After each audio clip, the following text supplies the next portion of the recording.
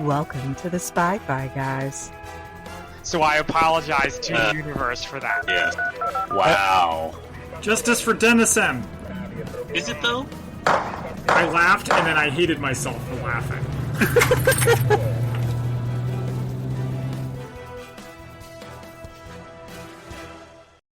Hello and welcome back to the Spy-Fi guys, where we cover spy facts, spy fiction, and everything in between. I'm Zach. And I'm Christian. And today we have a Microdot for you. Christian, thanks for stopping by Of to hear a little course. bit. So last time we did The Great Escape, a World War II movie based on a true story. And I have a little bit of a true story for you because I recently finished a book called Sons and Soldiers. Okay. The Untold Story of the Jews Who Escaped the Nazis and Returned with the U.S. Army to Fight Hitler by Bruce Henderson. Okay. Interesting. Okay? And my brother would not leave me alone until I read it. all right. He said it's like a Jewish band of brothers. Okay. Which it is. Also a little bit of Inglourious Bastards as well. Oh, fun. So it's about a very specific type of soldier story, which are German-born Jews who fled Germany before the war and then were recruited into a specific unit that made use of their dual language skills. Okay. They spoke German like natives, which of course they were. And they had a very specific job as well, which was they were interrogators of prisoners of war. So they would interrogate German prisoners and then use what they learned for intelligence purposes to help the U.S. Army know where the Germans were positioned on like a micro level. Okay. Yeah.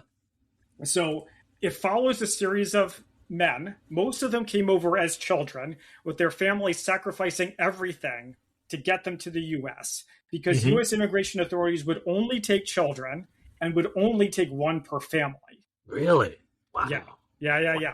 I mean, that's how restrictive Jewish immigration was at the time. And there's one exception, was a guy named Martin Selling. He was 20 years old. He was arrested by the Nazis on Kristallnacht, November 10th, 1938, and was sent to prison in Nuremberg and then to Dachau. Wow. At the time it wasn't an extermination camp. It was just a concentration camp. Obviously he was treated badly, but eventually released. Another of the characters named Stephen Louis, who lived in an orphanage for most of his life. Because he had a father and a stepmother, but they couldn't afford to take care of him. So, and the orphanage was for like Jewish children. A lot of them were able to escape that way. Now, ultimately, all of these characters who we follow in the book end up in Camp Ritchie, Maryland, not so far from here. Wow. And they still have a museum there if you're ever curious to check it out. Okay. Yeah, that'd be interesting. So, now, in 1942, it was activated the Military Intelligence Training Center, where they trained 19,600 intelligence troops, including what was known as the Ritchie Boys, which were these guys. 14% of them were Jewish refugees from Germany and Austria. Okay, and actually, something interesting about Camp Ritchie is Nisei, also known as Japanese American. Yes. Women joined the military intelligence service as translators and interrogators. Okay. And they attended a 6-month study course to educate women on the Japanese military language. Interesting. I didn't know about that. Yeah. I mean, the thing you hear about for the Nisei is the 442nd, really, which is the old Japanese American battalion that that a lot of folks joined and fought in Europe because they obviously didn't want any cultural conflicts if they sent them into the Pacific. But yeah, you hear about them. But I've never heard about the Nisei women who are doing the intelligence stuff. That's pretty cool. I want to learn more about that. Well, let's go to Camp Ritchie and check it out. Yeah. Be a fun field trip. Yeah, this is from Wikipedia, by the way. All this stuff about Camp Ritchie, not in the book. And so they worked with Japanese documents to uncover plans, like as translators.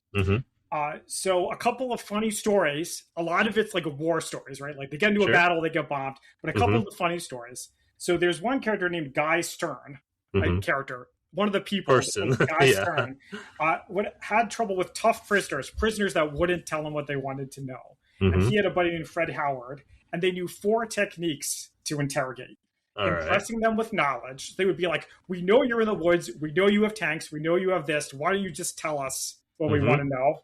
Okay. You could also try to bribe them with candy or cigarettes, or talk about something like soccer to find a common interest. And the last one was fear.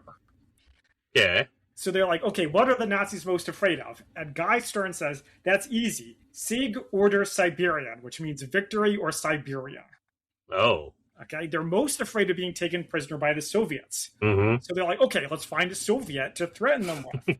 Okay. They had no liaison officers assigned. And if they did, they wouldn't let them take it. So instead, they created a Russian.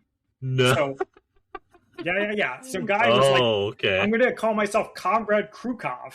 He spoke many languages. They're all like multilingual. That's why they have that job. But he didn't know Russian. So he learned a fake Russian accent by listening to a guy named Eddie Cantor's radio show. Kind of like the equivalent of like Rocky and Bullwinkle at the time. Okay. So then they went around and they found Russian medals, like Soviet like souvenirs from German POWs, traded clothes with Russian POWs that they liberated. And they put together a tent that they called Commissar Krukov Liaison Officer, like a fake sign on it. And they had a framed picture of Stalin and they signed it to my good friend, Comrade Krukov. So they would bring a prisoner in and Guy would say something like, this is who you bring me. That Nazi won't even survive the transport to our Siberian salt mines. And then they would scare him and then they would say, I'm sorry, we have no choice but to hand you over. I have my orders. And then they would start talking. So then another story is Marlene Dietrich showed up. Do you know Marlene Dietrich? Yes, I do. Yes. Yeah, so she was a German actress who fled before the war.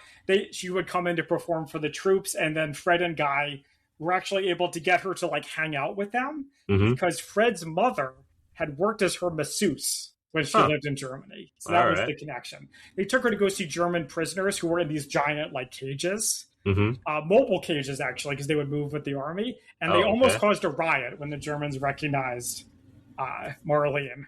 So they had to get out of there. So I have one last story, if you'll indulge me. One last funny story. Yeah. This was Fred and Guy again. For some reason, they get all the funny stories. Even though there's lots of other characters.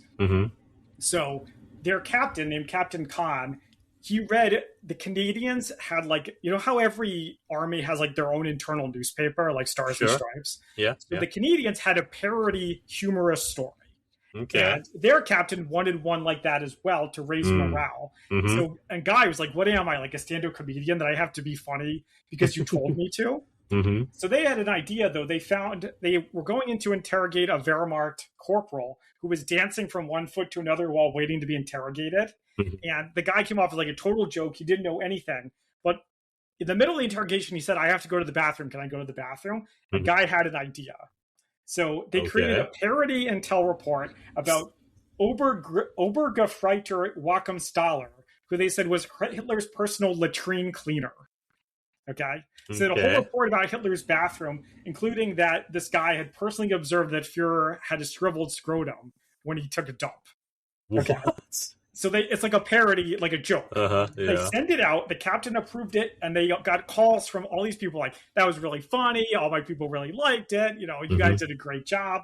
But then shortly after midnight, Guy got a call from Bill Galantis, a communications clerk. And he says, listen, that funny report of yours, the fat is in the fire. A liaison officer with the OSS in Paris read it and phoned Washington. He's asked for a Hitler expert to fly over and question your latrine orderly. So Guy was like, if this happens, we're going to get court-martialed. Like, the shit is going to hit the fan. So he woke up the captain, woke up his superior. They all explained it, and everything was fine. So those are the stories of the Sons and Soldiers. It reads really easily. It's really interesting stuff. We should go check out Camp Ritchie at some point. Yeah, definitely. All right. Well, thank you all for joining us. You can find us on social media at the Spy-Fi Guys on Facebook, Blue Sky, YouTube, and Instagram, and our merch store at redbubble.com. Until next time, I'm Zach. And I'm Christian. And we are the Spy-Fi Guys signing off. Thank you for listening to the Spy-Fi Guys. If you enjoyed our podcast, please be sure to give us a 5-star rating on iTunes. The theme song for this podcast is Mistake the Getaway by Kevin MacLeod from Incompetech.com. Licensed under Creative Commons by Attribution 3.0. Films, books, and television shows reviewed by our podcast are the intellectual property of their respective copyright holders, and no infringement is intended. This is a personal podcast. Any views, statements, or opinions expressed in this podcast are personal and belong solely to the participants. They do not represent those of people, institutions, or organizations that the participants may or may not be associated with in a professional or personal capacity unless explicitly stated. Any views or opinions are not intended to malign any religion, ethnic group, club, organization, company, or individual. You can find our podcast on social media at The Spy-Fi Guys on Facebook, Blue Sky, YouTube, and Instagram.